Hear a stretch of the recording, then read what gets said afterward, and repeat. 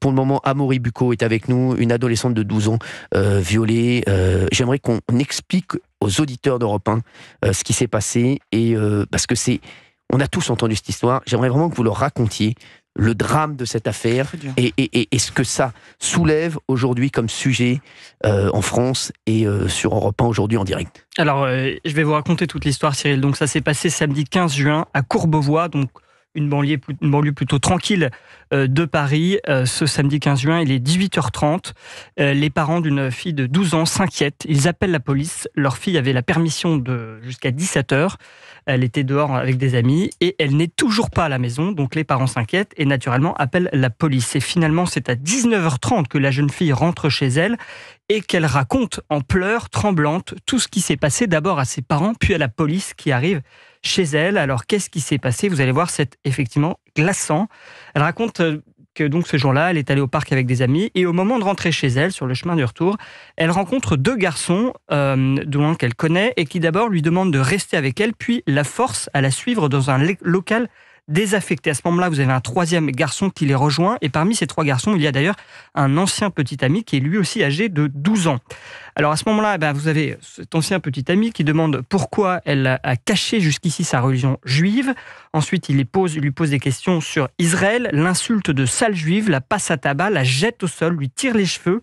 Il allume ensuite un briquet, menace de la brûler vive et il met même le feu à un tas de détritus au sol pour ensuite lui demander de s'asseoir sur ce tas de détritus, si vous voulez, pour faire comme un bûcher et la brûler comme les hérétiques au Moyen-Âge. Et finalement, elle refuse de s'asseoir évidemment sur le tas de détritus en flammes.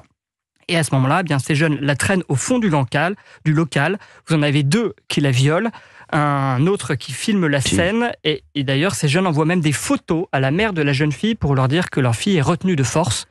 Le calvaire n'est pas encore fini de cette jeune fille, puisque à la fin de ce calvaire très long, les trois garçons s'interrogent de qu'est-ce qu'ils vont faire de la jeune fille devant elle. Et finalement, l'un d'eux la menace de la tuer si elle parle à la police et lui demande de revenir le lendemain avec la somme de 200 €. Alors heureusement, la police est allée très vite en apprenant cette affaire. Il y a eu 3 interpellations, un jeune de 12 ans, 2 de 13 ans. Celui qui a 12 ans, le problème c'est qu'il est tellement jeune que la justice ne peut pas, à ce stade, a priori, le juger, puisqu'il est a priori irresponsable pénalement, il n'a pas de discernement, donc on ne peut même pas le mettre en cause.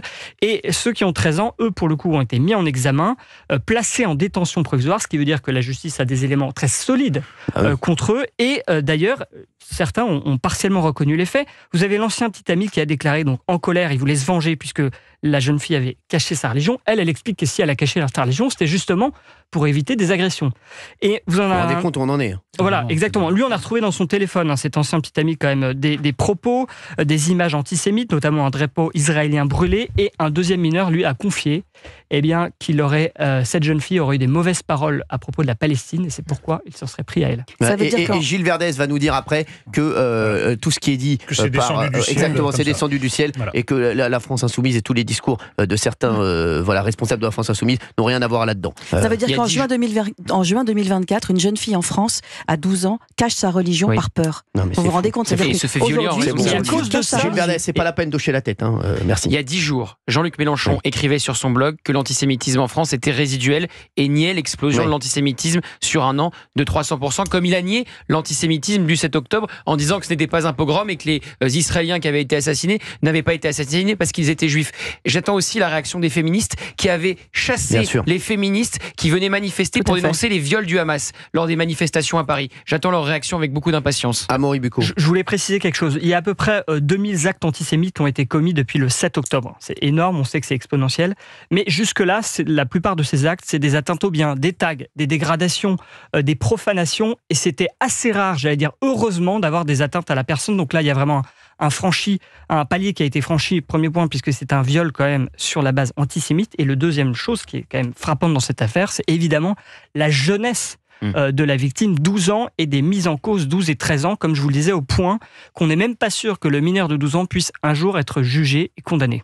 Non, mais c'est incroyable. Mais juste le Hamas a fait pareil aux victimes en Israël. Hein.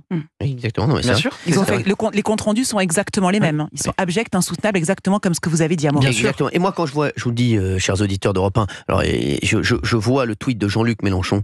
Je suis désolé, pour moi, c'est indécent. C'est indécent. Je suis désolé, c'est indécent. C'est comme vous, quand Gilles Verdès, quand vous hochez la tête. Pour moi, c'est indécent. Je suis désolé. Vous devriez vous faire tout petit. C'est une façon de dire je m'en lave les mains. C'est une façon de dire je m'en lave les mains. Je ne suis responsable de rien. C'est inadmissible. Inadmissible. Mais d'ailleurs, il a quand même juste fini son tweet en disant qu'on ne transforme pas ce crime ni la souffrance qu'il engendre en spectacle médiatique. En gros, ce qu'il veut, c'est tout simplement qu'on ne parle pas de cette affaire. Bien sûr. C'est ça qui est incroyable. Mais ils peuvent tout faire. Ils peuvent tout faire. Et puis ils auront des bons papiers dans Libération, dans Télérama, dans le Monde et autres, bien entendu. Mais après, il crie au complot parce que je me souviens que lors de l'assassinat par Mohamed Merah, à chaque fois, il dit oui, comme par hasard, on invente des attentats. Il y a avant une présidentielle. Il avait dit ça comme par hasard. C'est toujours avant une présidentielle. Bien sûr. De toute façon, tout ce que dit Jean-Luc Mélenchon, c'est devenu inaudible.